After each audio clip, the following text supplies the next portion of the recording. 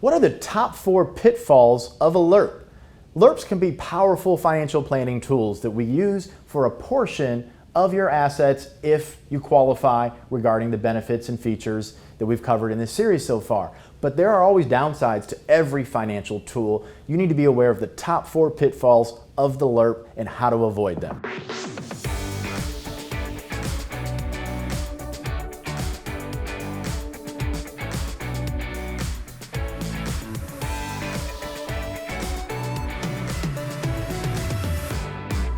Hi, I'm Troy Sharpe, CEO of Oak Harvest Financial Group, certified financial planner professional, and host of the Retirement Income Show. So, the first one that we see, and I've seen this over the years where people have come in, they've bought some type of LIRP from some former advisor or someone they worked with in the past, and they're extremely upset at the advisor. They don't understand why the tool was recommended, and what tends to be a common occurrence is that they never fully funded the retirement planning tool.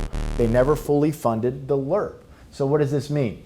Let's say you have a really good job and you have excess income, one of the qualifications from the first video to consider a LIRP, and you're saving $50,000 per year.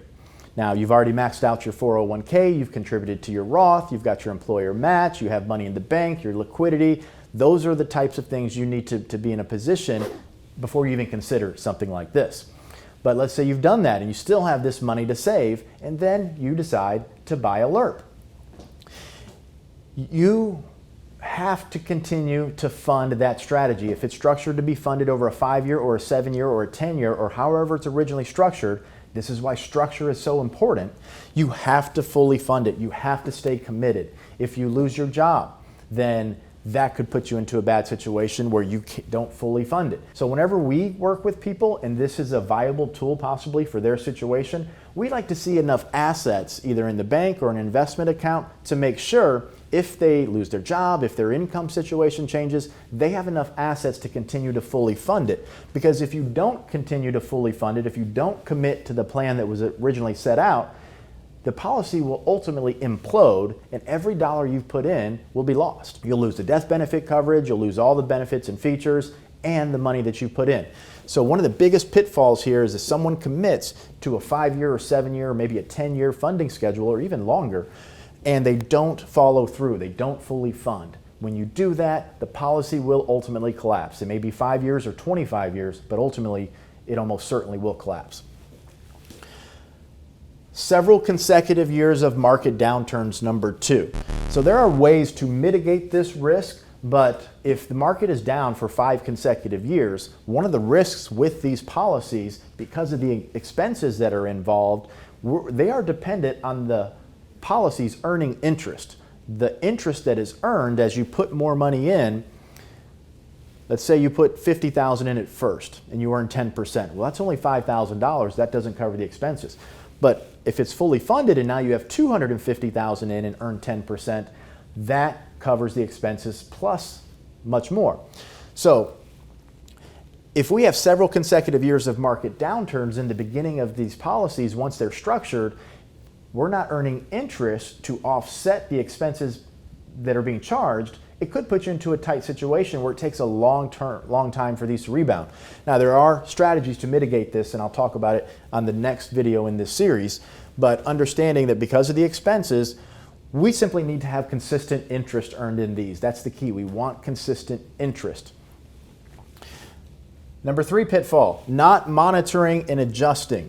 We have to ask for what's called in-force illustrations. We don't technically need to have these every single year, but we need to be doing these at least every 2 to 3 years. So this is actually 2 different things here. You have to monitor the policy. How much interest did you earn? What are the expenses that are coming out? What is the cash value? Understand what's going on with your policy. If we need to adjust, that means if we're in the policy loan phase where we're taking tax-free income, maybe we need to take a little bit less out. If we have a good year, maybe we can take a little bit more. But we want to be conservative with these, so we need to monitor it and we need to adjust as time goes on. In-force illustrations, this is when we call the insurance company and we ask, give me an illustration of the policy, of the in-force policy. And what they're going to do is they're going to send you back, typically either by email or normal mail, how the policy is operating. You can compare that to when you originally purchased it, but also we're going to look at how long will this policy last, how much income can it provide on a fully guaranteed basis, and also with a projected average interest rate of say 5% or 6% or 7%.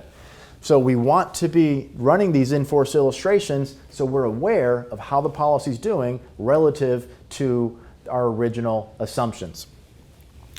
The big one here, number 4, is taking out too much money. If you take out too much money and the cash value goes to 0, the policy implodes and all of those policy loans that you've taken in the past become subject to income tax because it's no longer a life insurance policy because the death benefit is gone. This is why we have to monitor and adjust. We have to run in-force illustrations. We have to fully fund.